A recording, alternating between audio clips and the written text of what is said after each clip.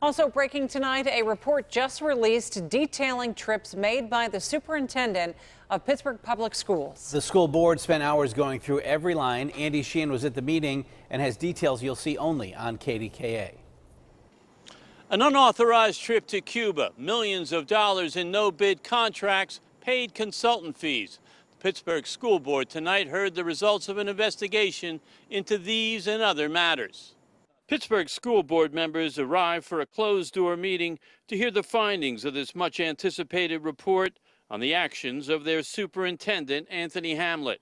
They've been very closed-mouthed about what the findings might be, so nobody knows. The board initiated their investigation in May after we exposed the unauthorized Cuba trip, which potentially violated 3 district policies: leaving the country without a board vote, taking gifts from vendors, and failing to file a report. Later that month, we revealed that Hamlet entered into dozens of no-bid contracts worth millions of dollars with educational technology companies, some used by Hamlet and other administrators in Florida, including a $4.4 million reading program purchased over the objections of a teacher and staff committee. In another instance, we found that high schools were directed to purchase graduation caps and gowns from a vendor in Florida who had the contract with Hamlet's former school district. And most recently, we reported that Hamlet is a paid consultant to a company which arranges private meetings between superintendents and ed tech vendors. The report has taken the better part of 4 months, and the board met for a solid 4 hours. But when they emerged, Board President Linda Wren had little to say. Well, because of the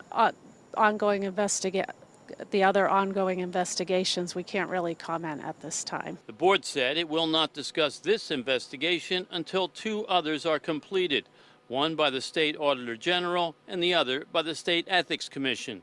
What is the next step for the board after these findings? I think the next step for the board is to wait a reasonable period of time to see what, if anything, comes of these other matters.